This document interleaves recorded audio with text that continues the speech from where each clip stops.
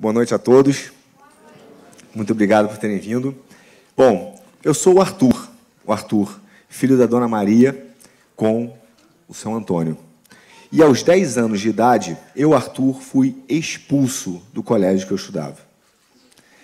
Eu lá não era feliz. Tudo que os meus pais queriam era me dar uma educação de qualidade. E o que para eles era uma educação de qualidade? Era uma educação tradicional e cara. Aliás, para eles era muito cara. Só que, de novo, eu não era feliz. E eu me lembro de estar na sala do meu diretor, junto com meu pai, quando eu tive que ouvir o seguinte. Ouvi que, Arthur, você não se adequa à metodologia, você não se adequa ao colégio. Então, eu gostaria de fazer um convite para você. Gostaria que você se retirasse do colégio, com 10 anos de idade. O meu pai, um cara extremamente espirituoso, imediatamente levantou, falou o seguinte: muito obrigado pelo convite, uma deferência muito grande, a gente fica muito orgulhoso e meu filho aceita o convite. Provavelmente, o que meu pai sentiu é que aquilo tinha sido extremamente traumático para uma criança de 10 anos. E foi. Sabe por quê? Porque uma criança de 10 anos, ela se sente deslocada do mundo.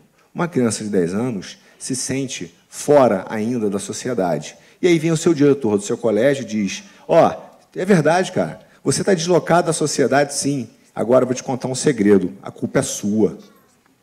Eu saí extremamente sensibilizado daquela reunião. Mas fui para outros colégios menos tradicionais, colégios mais flexíveis e que fui me adaptando ao conteúdo, né? Fui gostando de estudar e aprendi, fui vendo que eu gostava de estudar sim e fui me adaptando ao conteúdo, à vida, ao colégio, até que chegou o momento da universidade. E aí o fantasma daquele diretor estava lá: Arthur, você não se adequa. Arthur, você não serve para nada, nem para mau exemplo. E aí eu pensei: não, cara, agora eu vou me adequar. Eu não vou fazer talvez o que eu gostaria de fazer, ou de ter feito. Eu vou fazer uma coisa que eu vou me adequar à sociedade. Eu vou escolher o caminho da minha melhor empregabilidade. E aí fui fazer engenharia mecânica. Não fui um mau aluno na engenharia mecânica, né? Não fui. Me dediquei. Dessa vez eu falei: não, vou me adequar. Mas, quando me formei, sabe o que aconteceu? Não tinha emprego. Estranhamente, não tinha emprego para mim. Porque a engenharia oferecia uma gama de oportunidades para várias pessoas, menos para mim. E por quê? Não é porque eu era um coitado, mas porque, na verdade, eu não tinha paixão nas entrevistas. Provavelmente, o meu empregador, o meu entrevistador, olhava para mim e falava: esse cara não é para estar aqui. E eu, naquelas segundas-feiras, extremamente deprimido, de manhã, que é o pior dia para quem está desempregado, porque você vê o mundo todo trabalhando, tudo acontecendo, menos você, e você cheio de energia. Eu não tinha o que fazer. Então, para não ficar em casa, eu iria para as livrarias, né? Usar o cybercafé, que a internet era um cybercafé, mandar o meu currículo para vários lugares e aproveitar para ler alguns livros do que eu gostava: educação, filosofia, psicologia, história. Algumas situações engraçadas aconteciam. De vez em quando, alguém comprava um livro que eu estava lendo, quando eu voltava na manhã seguinte, não estava lá, e era o último exemplar. E eu ficava louco porque eu não conseguia acabar o capítulo, né? E aí ficava tentando rodar algumas livrarias para achar o outro exemplar. Mas, enfim, até que eu fui nessa livraria, né, nessa minha vida, nesse momento, apresentado a um cara que mudou a minha vida e me transformou. Foi um francês chamado Deleuze.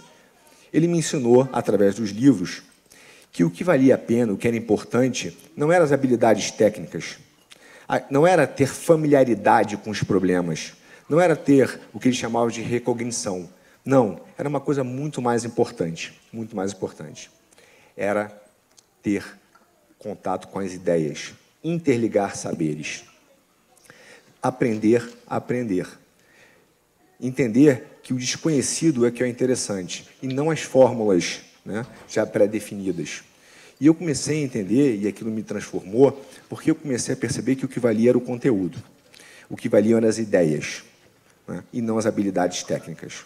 Bom, arrumei finalmente o estágio, depois arrumei um emprego, depois virei funcionário de uma empresa no mercado financeiro, que parei por acaso.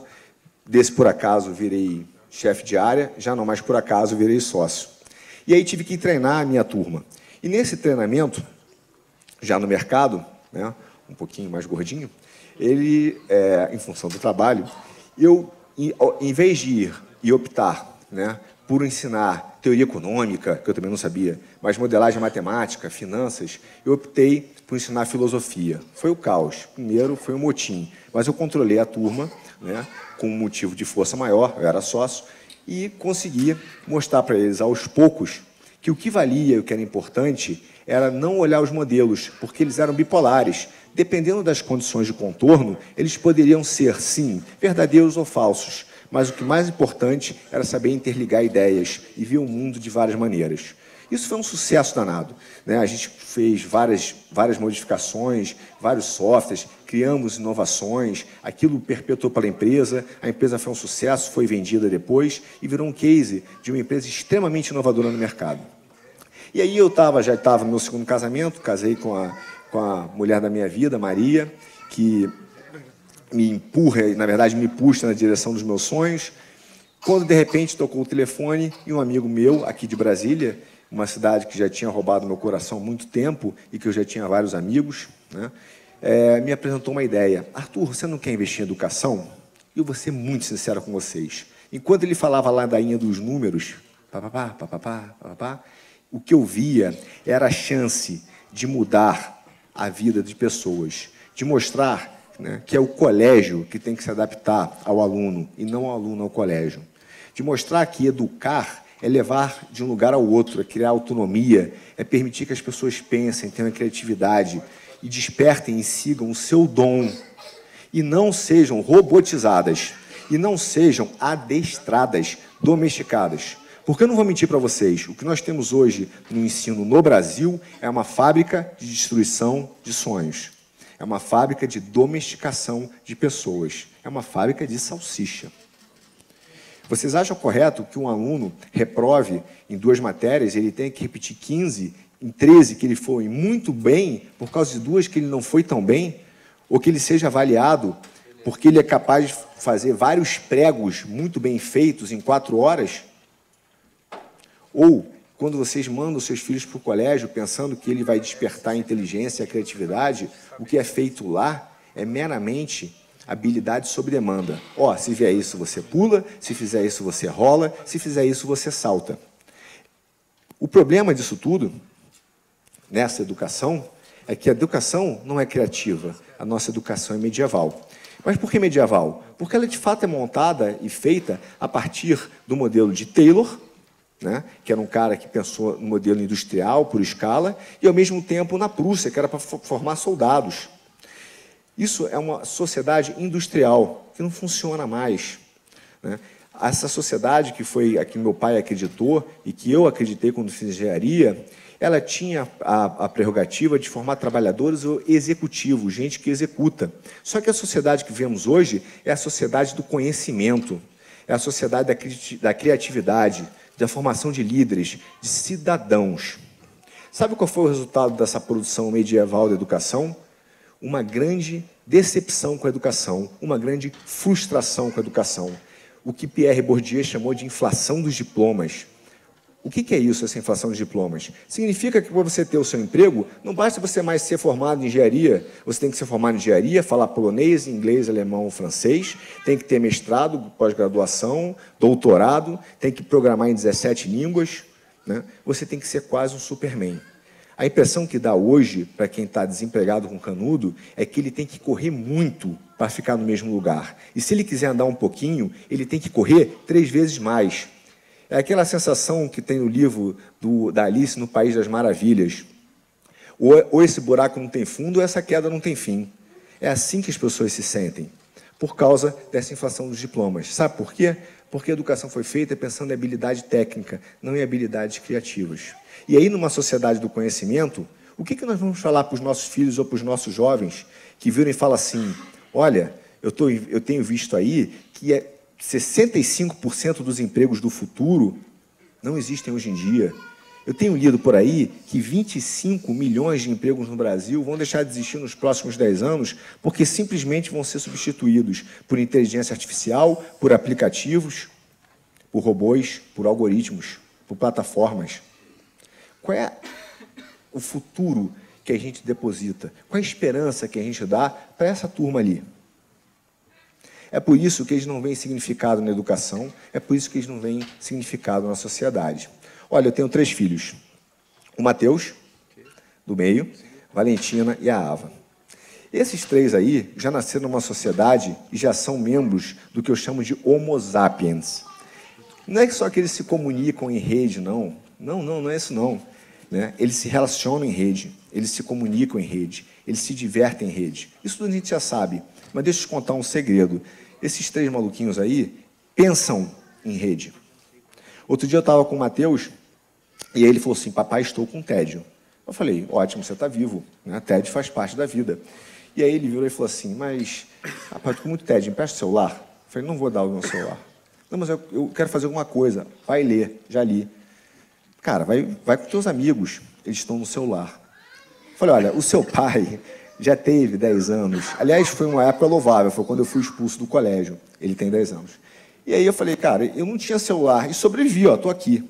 Aí ele virou para mim e falou assim, papai, fala sério, óbvio que você tinha celular. Numa outra situação, né, minha mulher, extremamente impaciente, tinha pedido há 7 meses para eu pregar um quadro no quarto da minha filha. Nós, homens, sabemos que isso demanda certo tempo. E aí, eu não achava o prego nem o martelo. E aí eu estava discutindo com ela, falei, olha, eu vou pregar, eu vou achar, não se preocupe. E ele na sala, no celular, ouvindo a conversa. Daqui a pouco eu recebo um pim no WhatsApp. Pim! Aí eu vejo, tem assim, Mateus. Aí eu olhei, tinha uma mensagem. Papai, vou limpar a sua barra. Segue o link para a compra do martelo. Beijos, Mateus. Então, quando eu falo da sociedade, do conhecimento de rede, é dessa turma aí que eu estou falando. Eu não estou falando dos 3.000 alunos, dos 6.000 alunos que eu tenho no Alub ou dos meus 3 filhos. Eu estou falando dos 40 milhões hoje de estudantes que não veem significado na educação, que não veem um futuro na educação. E aí nós aqui temos 2 opções. Ou a gente continua preso, porque a gente precisa da prova, a gente precisa do teste, a gente precisa da reprovação, a gente precisa do modelo antigo de educação, do modelo fabril, ou a gente reconhece que a gente está numa sociedade do conhecimento e tem coragem de mudar para uma educação mais criativa, para uma educação mais humanizadora, né? Numa educação em que a gente respeite a autonomia dos nossos filhos. Se ele quiser ser pintor, a gente vai dizer que bom. Se ele quiser ser astronauta, a gente vai dizer que bom. Né? E a gente vai respeitar o dom dele. Ou a gente pode ficar nessa educação antiga que só forma pessoas frustradas e tristes com o futuro. E o que eu gostaria de deixar aqui para vocês é essa pergunta. Dentro desses 2 caminhos, qual o caminho que nós vamos pavimentar para os nossos filhos? Muito obrigado, tá?